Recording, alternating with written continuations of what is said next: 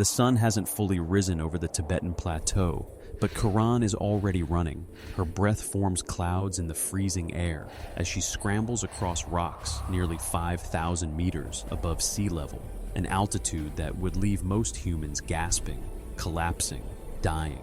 But she doesn't stop. Behind her, the cave entrance still smokes from last night's fire, and in her leather-wrapped hands, she clutches something precious, a bundle of medicinal plants that could save her sister's life. This is 50,000 years ago. Kiran is a Denisovan, a mysterious branch of humanity that most people have never heard of, yet whose DNA still flows through your veins right now, giving you abilities you never knew came from them. She reaches the cliff edge and stops. Below, a herd of woolly rhinoceros moves through the valley. She needs to cross their territory. One wrong move, and she becomes prey. But Kiran's body holds a secret, a genetic mutation that lets her blood carry oxygen more efficiently than any modern human. Where you would collapse from altitude sickness, she thrives. The thin air is her advantage. She begins her descent. Kiran isn't alone in this harsh world. Her small band of Denisovans has survived here for generations, mastering an environment that seems impossibly hostile. They've developed thick, weathered skin to withstand the brutal cold, and their barrel-chested bodies process oxygen in ways that modern science is only beginning to understand. As she moves down the mountainside, using handholds carved by countless generations before her, she spots movement. Another group approaches from the east, strangers. Her heart races. Are they Neanderthals? The stocky, powerful cousins her people sometimes trade with? Or are they the new arrivals? Those tall, slender Homo sapiens who have been spreading across Asia with their sophisticated weapons and strange customs. She ducks behind a boulder formation, watching. The group consists of 6 individuals, and they're dragging something, a young mountain goat. They're heading toward the same cave system where her people shelter. This isn't good. Resources are scarce at this altitude, and 2 groups can't survive in the same territory. But then something unexpected happens. The lead stranger stops and looks directly at where Kiran is hiding. He raises his hand, not in threat, but in greeting. Slowly, Kiran emerges. She can see now that these people are different from her. Their faces are narrower, their bodies lankier, less adapted to the extreme cold. Homo sapiens. But there's something in the man's eyes that surprises her. Recognition, not of her specifically, but of kinship. He gestures toward the goat, then toward his mouth food. He points to the mountains, makes a sleeping gesture, shelter. Then he points to Kiran, to himself, and brings his hands together. Cooperation. This moment, this unlikely alliance between 2 species of human will change everything. Because what happens next goes beyond mere survival. These groups will do more than share resources. They will share something far more intimate, their genes. Within a generation, children will be born who carry DNA from both Denisovans and Homo sapiens. These hybrid offspring will inherit incredible advantages. The altitude adaptations of their Denisovan parents, combined with the innovative thinking of their Homo sapiens lineage. This genetic mixing isn't a footnote in history, it's a revolution. But Kiran doesn't know any of this yet. All she knows is that her sister is dying from a lung infection, and these strangers have fire-starting techniques she's never seen, a way to create intense heat that could help prepare the medicinal steam her sister needs. She leads them back to her cave. Inside the shelter, the situation is worse than Kiran feared. Her sister, Nara, lies on a bed of furs, her breathing shallow and labored. Even with Denisovan adaptations, the infection is winning. The elder of their group, a weathered man named Gorak, has been tending the fire, but the smoke-filled cave is making everything worse. The Homo sapiens leader, the one who made the peace gesture, steps forward. Through gestures and careful movements, he shows them something revolutionary, a way to create a draft system using rocks positioned at the cave entrance, pulling smoke out while keeping cold air from rushing in.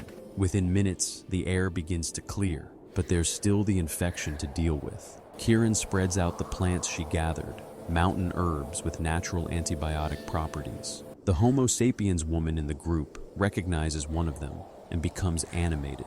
She pulls out a small pouch made from animal bladder and shows Kieran a different technique, crushing the herbs, mixing them with animal fat, and creating a paste that can be applied directly to the chest and throat. Two species of human, separated by hundreds of thousands of years of evolution, are now working together to save a life. Their methods combine, their knowledge merges, and slowly, miraculously, Nara begins to breathe easier.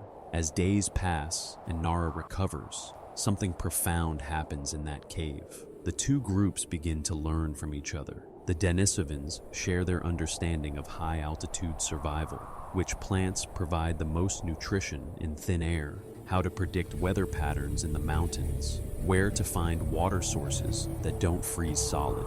The Homo sapiens share their advanced tool-making techniques, showing the Denisovans how to create more efficient scrapers and cutters, how to preserve meat in ways that make it last through the brutal winters. But the most significant exchange is happening at a level no one can see: genetic information that will be passed down through millennia, creating advantages that millions of people carry today. Fast forward 50,000 years. In a genetics laboratory, a scientist stares at a computer screen, her eyes wide with disbelief. She's analyzing the DNA of Tibetan people, trying to understand how they can live and thrive at altitudes that would kill most humans within days. What she discovers will rewrite human history.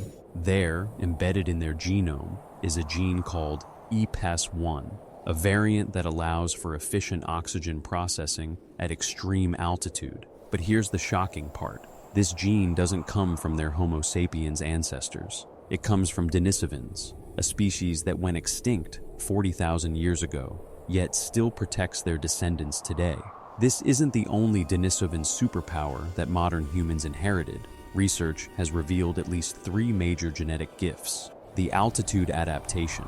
That EPAS1 gene allows Tibetan, Sherpa, and other high-altitude populations to live comfortably where oxygen levels are 40% lower than sea level. Without this Denisovan DNA, these populations would never have been able to colonize the highest inhabited regions on Earth. The immune system.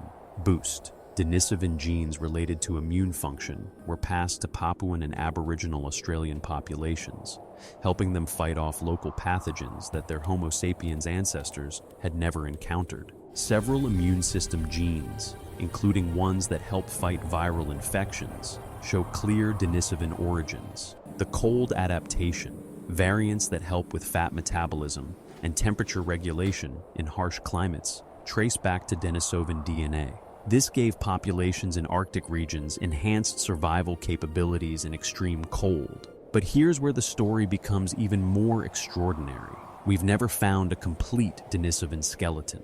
Everything we know about them comes from a few bone fragments found in a cave in Siberia. A finger bone, some teeth, and a piece of skull. That's it. An entire species of human.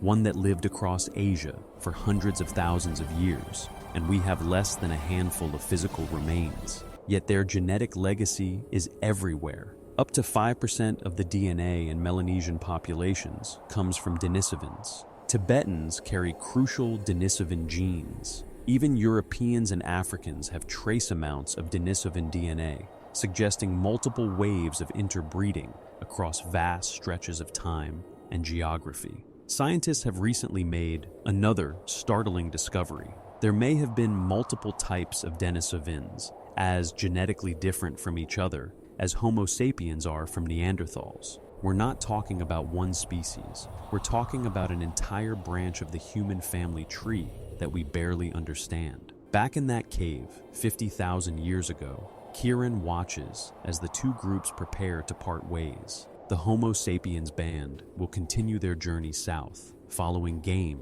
as the seasons change.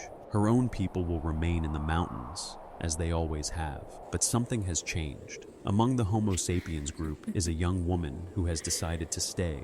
She's fallen in love with Kieran's brother, and she's pregnant. The child she carries will be neither fully Denisovan nor fully Homo sapiens. It will be both, a bridge between worlds, a carrier of ancient powers. Kieran places her hand on the woman's belly and smiles. She doesn't know about DNA or genes or genetic inheritance. She doesn't know that the child growing inside this woman will pass on adaptations that will save countless lives over the next 50,000 years. She doesn't know that this moment, this simple act of two species becoming one, is creating the future of humanity.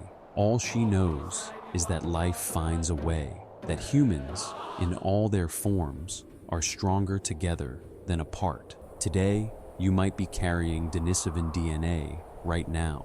If you have ancestors from Tibet, Papua New Guinea, Aboriginal Australia, or many Pacific Island populations, you almost certainly are. But even if you don't, the story of the Denisovans matters to you because they represent one of the most profound mysteries in human evolution.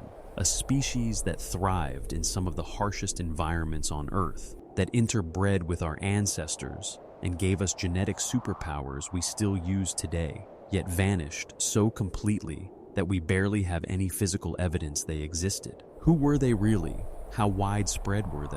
What other genetic gifts might they have passed down that we haven't discovered yet?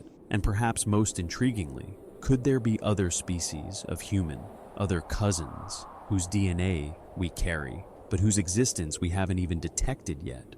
The Denisovans remind us that we are not the end point of human evolution. We are the continuation of it. We are a mosaic species, carrying genes from multiple branches of the human family tree, each contribution making us more resilient, more adaptable, more capable of surviving in this world's most extreme environments. The next time you climb a mountain and feel your lungs adjust to the thin air, or fight off an infection your ancestors never encountered, or survive in conditions that should be impossible, remember Kiran, remember the Denisovans. Remember that you are the product of countless unlikely meetings, genetic exchanges, and moments of cooperation between different kinds of humans who chose to see each other not as competitors, but as partners in survival. Want to discover more hidden chapters of human evolution?